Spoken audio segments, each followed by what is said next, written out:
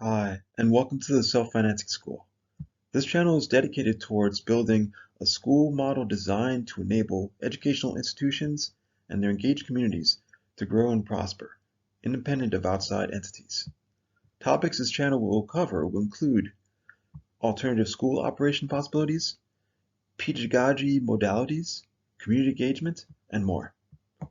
My name is Frank Ortiz.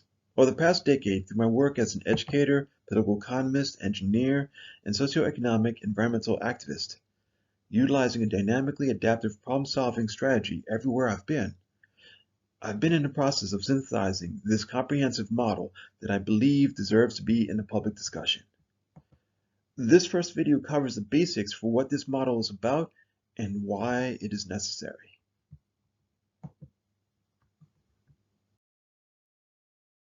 Goals for this model include the following.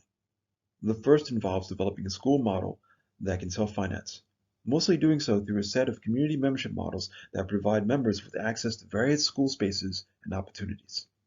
The challenge here is to make it worthwhile for these dues-paying community members to bring in the requisite financing, materials, services, and goods into the school spaces. This will require cooperatively managing those spaces such that it then becomes worth their while. The second goal is all about developing a collaborative, self-directed learning environment within the school spaces that allows students to self-differentiate how they demonstrate their mastery, and in so doing, highlight their unique strengths. When you do this, it is going to engage your students. The challenge with many self-directed learning models, oftentimes, is to do this in a way that enables learners to meet course requirements, a problem of which I think I've solved. The final goal is to build community engagement towards generating a localized economy centered around school and its spaces and geared towards benefiting both community members as well as the community as a whole. These are the goals for this model that I hope to realize on this channel, the Self-Financing School channel. So why should these self-financed schools even feature student self-directed learning environments? Well, the first is that when we permit students to self-direct, their motivation and engagement increases by virtue of having tangible control of both learning and assessment. The second is that this type of learning reorients students into becoming problem solvers that resolve the how, why, and what are so involved with learning in real time. In the process, they require less oversight, less materials, and fewer equipment because they subsequently develop dynamically creative adaptivity towards finding alternative ways for both learning and for demonstrating mastery. The role of staff here is to facilitate the process. The third reason for self-directed learning is that learners that reorient successfully subsequently develop higher levels of both content and skills mastery based on Bloom's taxonomy. And by the way, Bloom's taxonomy represents the apex for how we describe one's level of mastery for a concept, an ability, or a skill, and as such, finds itself deeply embedded within the school's pedagogy. Not surprisingly, as learning environments transition towards promoting self-direction, students subsequently develop their self-management skills. So why should these self-directed learning schools also self-finance?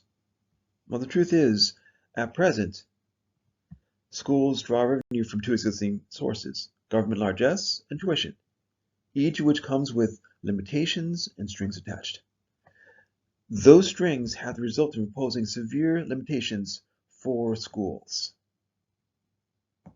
Now, the first reason for schools self-finance, so long as they can produce students that can satisfy standards, is the resulting emancipation to operate autonomously from outside influences, as those schools would no longer have to rely on these handouts. Now, the second reason for school self-finance goes into the heart of what this model is attempting to achieve, which is to circumvent the artificial scarcities that are deliberately designed results of the existing larger economic system. The third reason is that ultimately this model serves as an effective starting point for developing resilient community networks that can pivot in real time based on external, socioeconomic, geopolitical, and environmental circumstances. To summarize these reasons that I've given into a single overarching statement, localized autonomy, opportunity, and resiliency are this school model's primary marketable products. For next time, I want to share with you the kinds of spaces the school can provide for both students as well as for the community at large, like an auto shop, machine shop, or wood shop.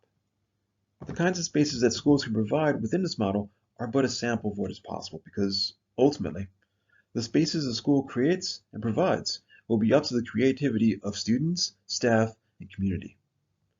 And if working with me to further develop the school model is of interest to you, you're welcome to subscribe to this channel by clicking the subscribe button, as well as posting your questions and comments below. And with that, I want to thank you for your time. Have a great day.